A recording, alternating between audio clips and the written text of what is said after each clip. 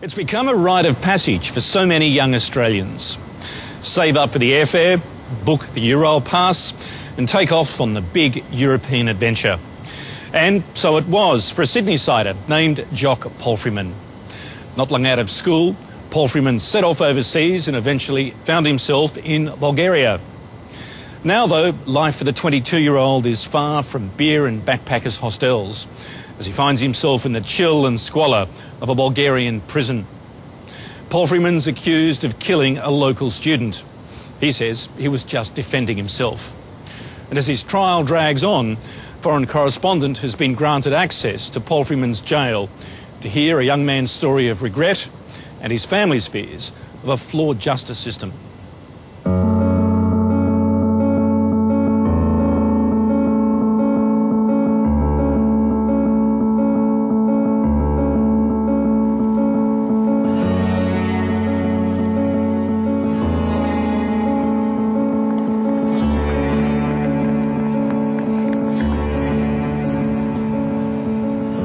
What I want to do today is, as quickly as possible, get to see Jock this afternoon before the prison closes.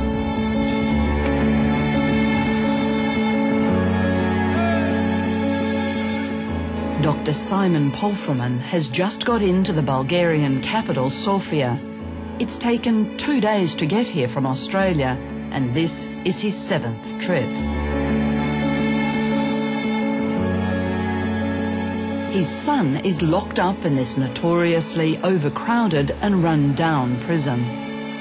It's quite intimidating being in here. Every time I come here, all I can think of is Jock is still in there. Will we ever get some resolution to this? Will we ever get him out of there? Hello, mister. Hello. How you going? 22-year-old Jock Palfreyman has been in the Sofia Central Prison almost 1.5 years. If he's convicted, he could be here most of his life. The young Australian is charged with murder and attempted murder. Most of the times I feel I wish it was me who had died on that street. One night, lives were altered and ended in a matter of moments. Since then, a protracted battle has developed over precisely what happened. Listen, I'll talk about it. Comrade Tony's getting a bit pissed off now, so I think we all got to leave. I'll see you soon. In his trips to see his son and muster a defence, Simon Palfreyman has grown suspicious of a very different justice system.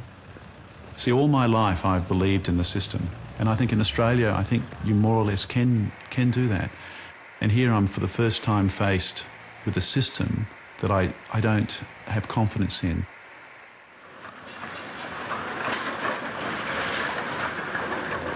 This is where the fate of Jock Palfreyman will be decided. It's known as the Palace of Justice here in the Bulgarian capital, Sofia. This is where notions of just what is a fair trial are being tested. For the family of a law student killed just round the corner there, a fair trial will mean Jock Palfreyman is put away for life. For the Palfreymans, it means that he'll be seen as having acted in self-defence and is anything but a murderer.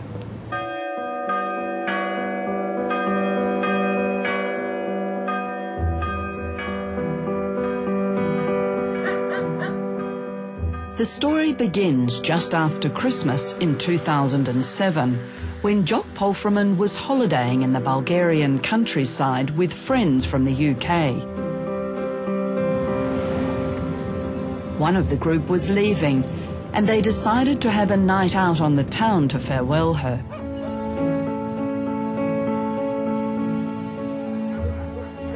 Were you as a group out to cause trouble that night? Not at all, no. We were just out to have a laugh, like 3 friends having a laugh, basically, and that was it. Jock Palfreyman says the Bulgarian capital is a violent place where he's had trouble before. So he took a knife with him. I don't know why, I just had a bad feeling about Sofia. There's something about the stress of Sofia that always, there's always problems here that I found in Sofia. They all ended up in a downtown club, leaving around 1 in the morning. Among them was Lindsay Welsh. As we were walking down the road, there's a group of men that emerged from the subway, making a lot of noise. I think they were shouting. They were football fans, fueled up on alcohol. Maybe 20, even more, maybe 25. And they were all singing and chanting. And people were walking past them and they were pushing them. Jock Polframan and his friends had been drinking too. They were frightened by the commotion and crouched behind bushes.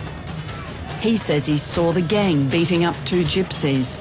When he went in to help, one gypsy got away, but the gang continued their attack on the other one. As I looked up, what I remember seeing is Jock running and these guys running towards Jock. And then all the group came and surrounded me in a circle. Jock Polframan says he pulled out the knife to keep the attackers away. The gang then started hurling cement blocks at the Australian, who was calling out for help. I was constantly turning in a circle, and every time one would come to me, I would lunge at them with the knife in a swiping movement to scare them. All I remember is being hit on the head and falling down. And the last thing I remember is, right, shit, I'm gone. This is it, I'm finished. I tried to grab Jock's arm, and as I did so, one of the guys turned round and kicked me in the stomach, so I flew back on the floor. After the brawl, one of the football fans lay injured and another lay dying. He was 20-year-old law student Andrei Monov.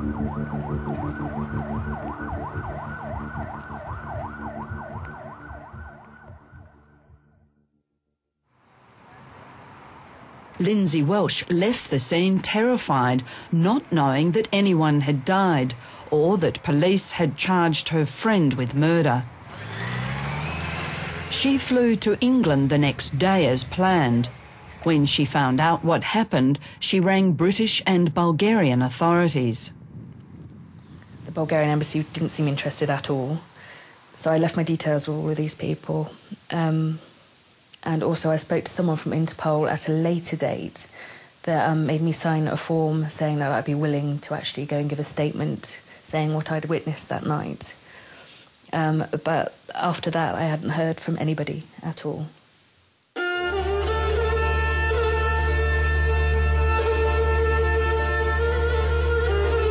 The failure of police to interview potential defence witnesses is only one of the concerns Dr. Polframan has with the Bulgarian judicial process. Tonight, he's come to the street where it all happened.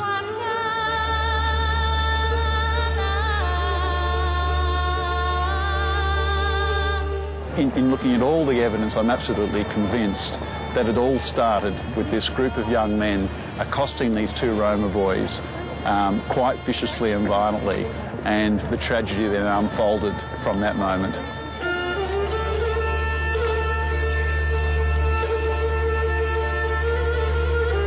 Dr. Polframan believes the official investigation has been inadequate from the start.